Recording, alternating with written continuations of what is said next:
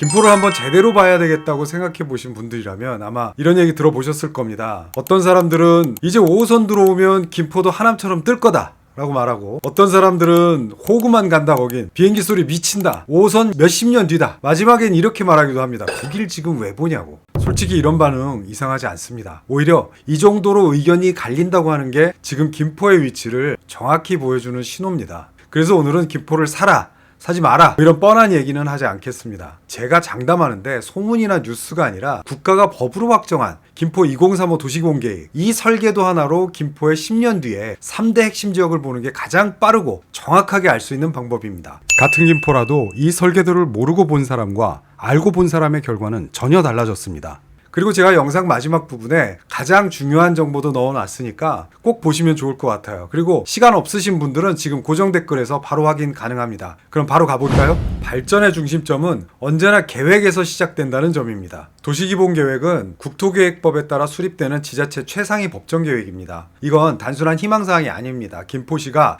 국가법령에 근거해서 미래를 걸고 반드시 이행해야 하는 20년짜리 공식 약속입니다. 이 계획에서 가장 중요한 숫자는 인구 목표입니다. 2019년 약 45만 7천 명이던 김포 인구를 2035년에는 약 73만 8천 명으로 약 60% 증가시키는 것을 목표로 하고 있습니다. 이건 단순한 숫자 증가가 아닙니다. 김포의 위상이 중소도시에서 수도권 서부의 거점 대도시로 격상된다는 의미입니다. 이 막대한 인구를 수용하고 경제활동을 뒷받침하기 위해서 김포시는 약 37,200호의 주택 공급과 함께 도시를 움직일 3대 핵심 성장축을 설정했습니다. 첫 번째는 광역교통 확충축입니다. 김포시의 가장 시급한 문제인 서울 접근성을 해결하는 역할을 합니다. 서울 5호선 연장, GTX D노선 등 철도망을 통해서 서울과 광역도시와의 물리적 거리를 압축하고 김포를 교통의 요충지로 만든다는 계획입니다. 두 번째는 첨단산업 성장축입니다. 이 축은 김포를 단순한 베드타운이 아니고 자족형 도시로 만드는 근간입니다. 양촌, 하군, 시내폴리스를 중심으로 R&D와 첨단산업 거점을 육성해서 도시 안에서 일자리를 만들고 안정적인 경제 기반을 구축합니다. 세 번째는 원도심 재생축입니다. 사후, 풍무, 북변 일대를 재개발, 재정비해서 노후화된 주거 환경을 획기적으로 개선하고 새로운 인프라와 교통망을 결합해서 도시 활력을 되살리는 역할을 합니다. 이 세 가지 축 가운데 도시의 가치 변화를 가장 빠르고 강력하게 이끄는 건 단연 광역교통 확충축입니다. 교통이 일자리와 주거 환경의 개선 속도를 결정하기 때문입니다. 이 성장축의 에너지는 지금 가장 폭발적으로 성장할 남부생활권에 집중되어 있습니다. 김포시의 새로운 공간구조는 1도심, 2부도심, 4지역의 중심 체제입니다. 이 가운데 우리가 집중해야 할 남부생활권은 한강신도시, 고촌, 사호, 풍무를 포함해서 김포 인구의 90% 이상을 차지할 핵심 구역입니다.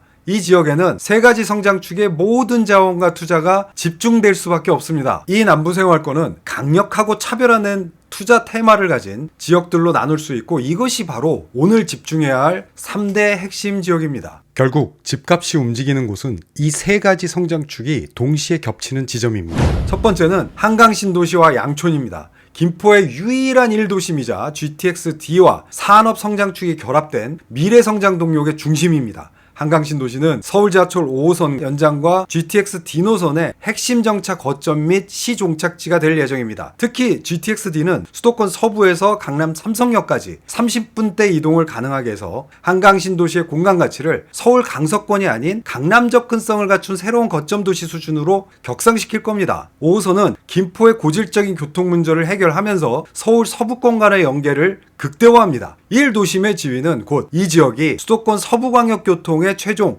허브가 된다는 의미입니다. 여기에 첨단 산업 성장축의 중심인 양촌, 하군 산업단지를 R&D 스마트 공장 첨단 업무 시설이 들어서는 서북부 최대 첨단 산업 거점으로 육성합니다. 최근 확정된 김포 한강 2 컴팩트 시티까지 더해지면서 한강 신도시 벨트는 교통, 일자리, 주거가 모두 해결되는 직주 근접의 자족 도시로 완성이 됩니다. 대규모 신도시 완성 단계에서 강력한 교통과 산업 호재가 겹치는 이 지역은 김포의 가격을 리드하는 지역으로서 확고히 자리 잡게 됩니다. 두 번째 핵심 지역은 서울과의 최단 접점, 남부생활권의 관문인 고촌입니다. 고촌은 김포에서 서울 마곡지구와 가장 가까운 서울 관문입니다. 5호선 연장이 개통이 되면 김포 내에서 가장 빠르게 서울 강서생활권으로 편입되는 프리미엄 관문 도시가 됩니다. 마곡으로의 출퇴근 시간이 획기적으로 단축되면서 김포에서도 가장 우수한 서울 접근성을 자랑하는 지역으로 급부상합니다. 이는 곧 서울 생활권 프리미엄으로 직결됩니다. 계획서는 이 지역의 광역 접근성 강화를 최우선 목표 중 하나로 설정했습니다. 고촌에는 첨단 산업 성장축의 일부인 한강 시내폴리스가 112만 제곱미터 규모로 조성됩니다. 행정구역상 고촌읍 향산리와 김포시 걸포동에 위치한 이 대규모 개발은 콘텐츠 산업 첨단 기업을 유치하고 수만 개의 일자리를 창출할 계획입니다. 5호선이라는 교통망을 통해서 유입되는 인구와 시내폴리에서 창출되는 일자리가 강력한 시너지를 일으킵니다. 고촌은 단순한 주거지가 아니라 서울 김포 산업벨트의 핵심 산업 배후 주거지이자 서울의 풍부한 배후 수요를 흡수하는 최적의 입지입니다. 마지막 세 번째 핵심 지역은 부도심 역할을 맡게 될 사후 풍무 북변 지역입니다. 이 지역의 가치는 광역교통 확충축과 원도심 재생축의 결합을 통해서 가장 드라마틱한 변화를 앞두고 있습니다. 사후와 풍무는 기존 김포 골드라인이 지나고 있는데 여기에 서울 5호선 연장이라는 강력한 호재가 추가됩니다. 5호선이 들어오면 풍무는 김포의 유일한 다중역세권을 형성하게 됩니다. 서울과 가장 가까운 지점에서 두 개의 철도망을 동시에 이용할 수 있다는 점은 더블 역세권으로서 주거가치의 측면에서 엄청난 프리미엄을 의미합니다. 이 지역은 73만 김포시의 핵심 환승 및 주거 거점으로 확실히 자리 잡게 됩니다. 두 개의 철도 노선이 교차하는 지점은 항상 도시가치 상승을 이끌어온 공식입니다. 여기에 원도심 재생축이 결합됩니다. 계획은 이 지역을 집중재생구역으로 지정했고 북변 3, 4, 5구역을 중심으로 대규모 재개발과 정비 사업이 활발하게 진행 중입니다. 5호선 개통 시점에 맞춰 이 지역은 낡은 도심이 수많은 신축 아파트 타운으로 전환되는 대규모 주거 혁신을 앞두고 있습니다.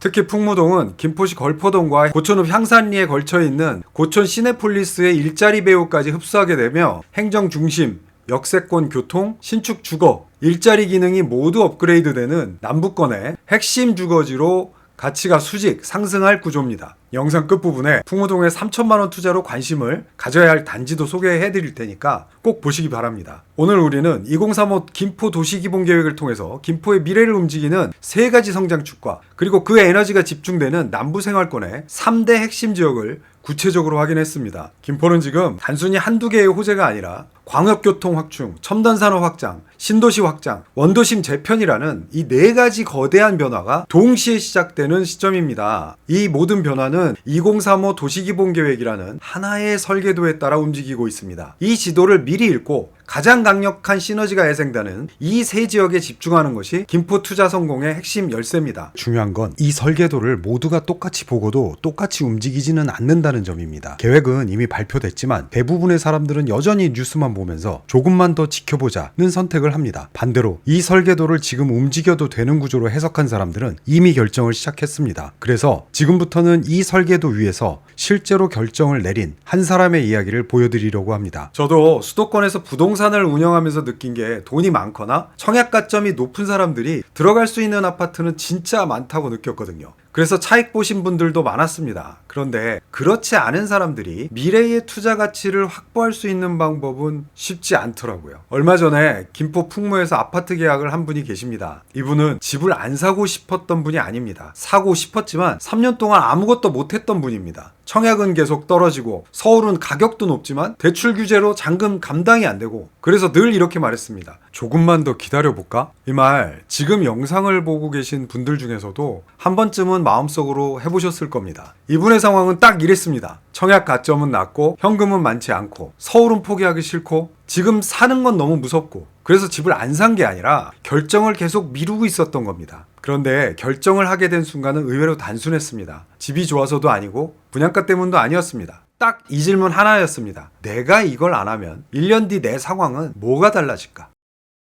답은 분명했습니다. 전세를 또 연장하거나 청약에 또 탈락하거나 뉴스 보면서 후회하거나 집을 사는 게 무서운 게 아니라 아무 결정도 하지 않고 시간만 흘려보내는 게 더 무서웠던 겁니다. 그래서 선택지를 하나씩 지웠습니다. 서울은 규제와 대출로 불가능, 청약은 구조적으로 불가능, 기다림은 아무것도 바꾸지 못하고 그래서 남은 게 규제 없는 곳에서 시간을 벌 수 있는 구조였습니다. 그 선택지가 김포 풍무 미분양 아파트였습니다. 미분양이라서 산 게 아니라 다른 선택지가 모두 막힌 상태에서 논리적으로 남아있던 선택이었습니다. 비규제 지역에 계약금은 5% 3천만 원이고요. 입주 전까지 추가 자금 전혀 없고요. 올해부터 전매가 가능하고 5호선이 풍무역에 안 들어오면 환불되는 구조였습니다. 이분은 계약서 앞에서 이렇게 말했습니다. 본인은 집을 산 게 아니라 3천만 원으로 미래 수익을 먼저 잡는 거다. 사람들이 미분양을 무서워하는 이유는 비슷합니다. 부동산 규제, 전매 제한, 큰 계약금, 출구 방법이 없는 경우. 하지만 이 구조는 그 반대에 서 있었습니다. 이제 중요한 건 당신 차례입니다. 똑같이 이 질문 하나만 스스로에게 던져보십시오. 내가 이 선택을 안 하면 1년 뒤 내 상황은